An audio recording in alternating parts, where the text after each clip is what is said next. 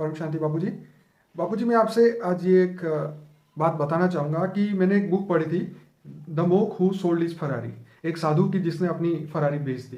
तो उस किताब में ये बताया था कि एक वकील था बहुत बड़ा, और जब वो कोर्ट के अंदर अपनी दलील कर रहा था तब उसको हार्ट अटैक आया, और उस समय फिर उनको हॉस्पिटलाइज किया गया। फिर वहाँ से वापस जब वो उनको होश आया तो उनको पता चला, फिर वो ज्ञान की खोज में गए। फिर उन्होंने हिमालय में आके पूरा तपस्या की, फिर ज्ञान आया। और ये सब जब मैंने ये बुक पढ़ा तो मुझे सीधी ही आपकी याद आई, क्योंकि आपका जीवन भी बिल्कुल ऐसा ही है। आप भी एक वकील थे और आपने भी मतलब बहुत अच्छा नाम आपने अपने टाइम में कमाया। उसके बाद उस प्रैक्टिस को छोड़ने के बाद आप सीधे स्पिरिचुअलिटी में धीरे धीरे आ गए। और आज जैसे उन्होंने भी सबको ये बोला कि ये जो ये दुनिया है वो दिखती है, ऐसी नहीं है। तो आप भी जो ज्ञान अभी अब हम सब बच्चों को समझा रहे हो, तो ये ज्ञान पूरा आप अलग है।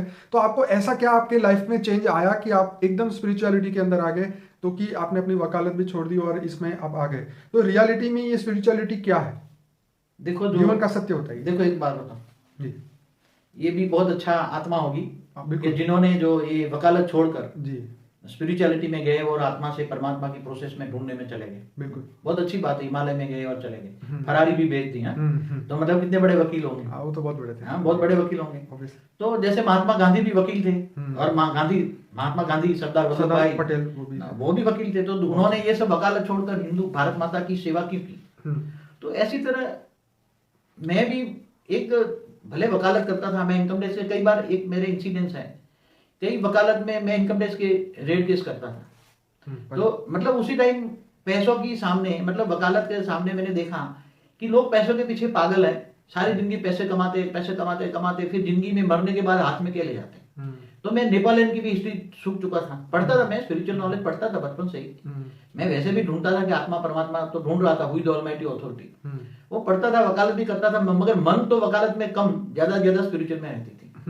फिर जब ऐसा लगा कि अब ये मन को वकालत के बाहर निकालकर स्पिरिचुअलिटी में ले जाना है, और दाल रोटी मिल जाती है, टू मच में नहीं जाना है। हमारे पास फरारी नहीं थी, मगर हमारी अच्छी प्रैक्टिस तो काफी अच्छी थी, नाम था, बहुत अच्छा नाम था, चाहता तो बहुत अच्छा कमा सकता था, मगर उसी टाइम पर मैंने छोड़ दिया।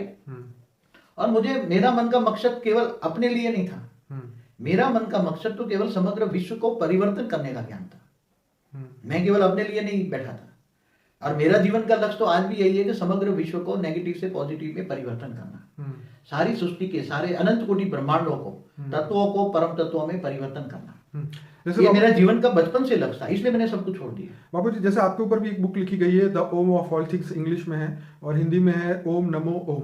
लेकिन आप ऐसी बात बताइए जो इस बुक में भी नहीं है, और जो